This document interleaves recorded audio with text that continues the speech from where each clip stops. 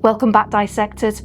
From the street, this house on West 10th Street, Greenwich Village, looks quite charming, but its history tells a very dark tale, one that's marred by 22 spirits, giving it the nickname the House of Death. At first, things seemed fine with no known incidents of bad luck occurring for the first occupants, a family called Borman. But when they moved out, it didn't take long for bad luck to take residence.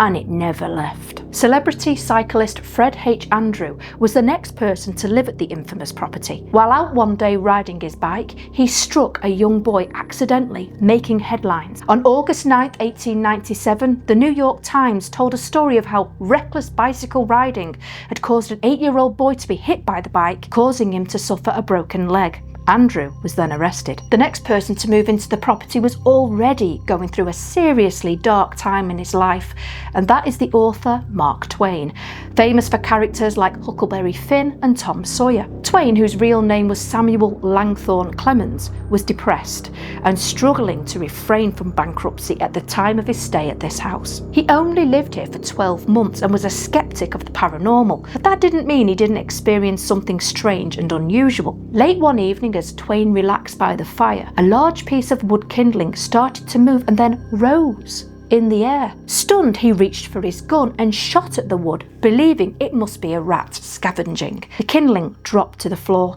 and was followed by a few drops of blood.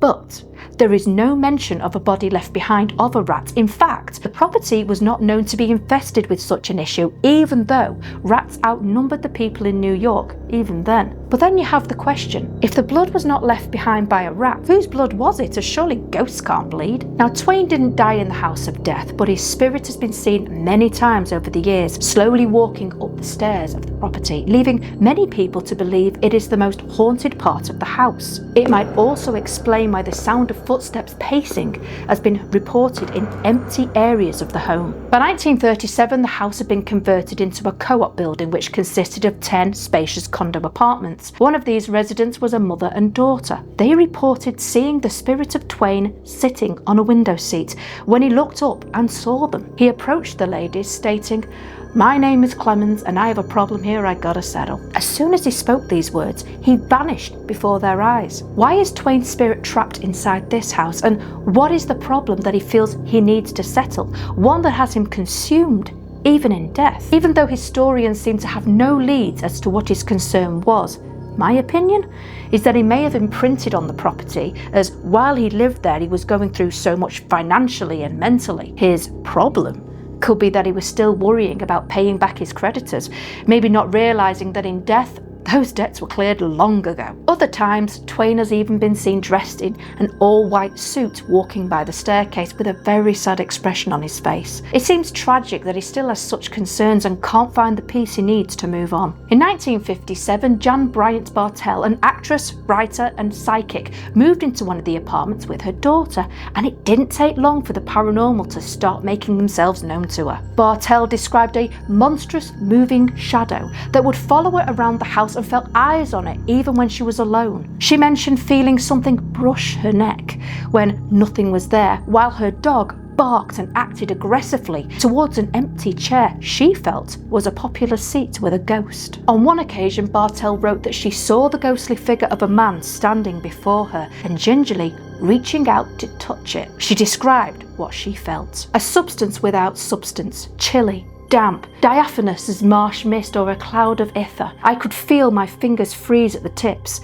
They were numb and yet they tingled. In the split second between contact and recoil, the scent came, fragile and languorous and sweet, unbearably, cloyingly sweet. This was not the only odd odour reported by the Bartell family. Food would suddenly appear on the table, rotting, as if it had been there for days, but it had not been purchased by Bartell. Being a believer of the paranormal, Bartell reached out to a psychic in the hope they could shed some light on what was happening in her home. It was here that the psychic confirmed Bartell's fears. The home was haunted, and by a whopping 22 spirits, But who were they?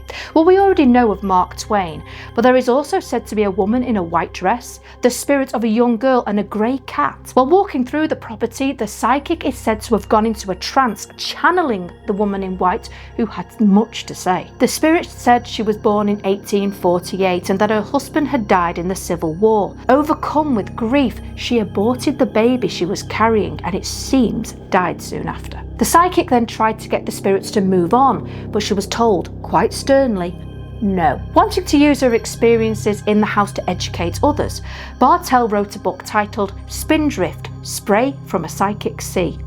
In this, she talked about receiving visions there and hearing things she couldn't explain. She sadly died before it was published on June 18th, 1973.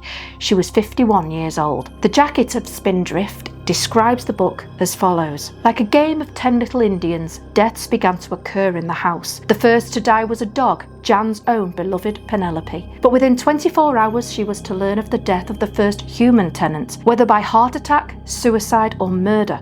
The deaths came in rapid succession. In terror, with 9 little Indians gone, the Bartells moved far away from Greenwich Village, but the haunting followed them. After the completion of Spindrift, Jan Bartell became the 10th. But the incident that caused many skeptics to feel something really was off about the property occurred on November 2nd, 1987. Here is what was reported. Around 6:40 a.m, 911 operators got a pressing phone call from children's author and editor Heather Nussbaum. She said that her 6-year-old daughter Lisa wasn't breathing, so an ambulance was sent to her Greenwich residence right away. When the paramedics arrived, they were greeted by a very disturbing scene. They found Lisa lying unclothed and unresponsive on the kitchen floor, and her brother, Mitchell, tied to a playpen and soaked in his own urine. Nussbaum herself was covered in bruises and had several broken bones. Investigators also recovered marijuana, cocaine, hashish, over 20 crack pipes and $25,000 in cash at the apartment. Lisa's autopsy revealed the cause of death to be blunt force trauma to the skull. It was believed that during a cocaine binge, the child's father, Joel Steinberg, who was a lawyer, became violent towards Lisa and his wife. Reports also suggest that Lisa and her brother Mitchell were not actually the couple's children and had been illegally adopted. In a bid to save herself, Hedda gave evidence against her husband and he was sentenced to a term in prison, being released in 2004. The scary thing is, since that time, the floor that the family resided on is now known to have flickering lights at strange times, as well as the sound of a child crying out for help. There are many stories reported about the House of Death, and these are just a few of them. Do you believe the property is cursed with bad luck? Or do you feel something more sinister resides here, like the one said to haunt the Amityville house? A spirit with a dark agenda?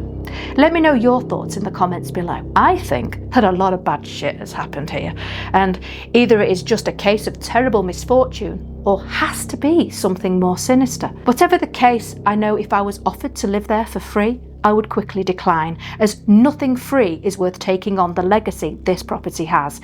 It seems the odds are in the house's favour. I hope you enjoyed today's episode, and until next time, dissectors, stay safe out there.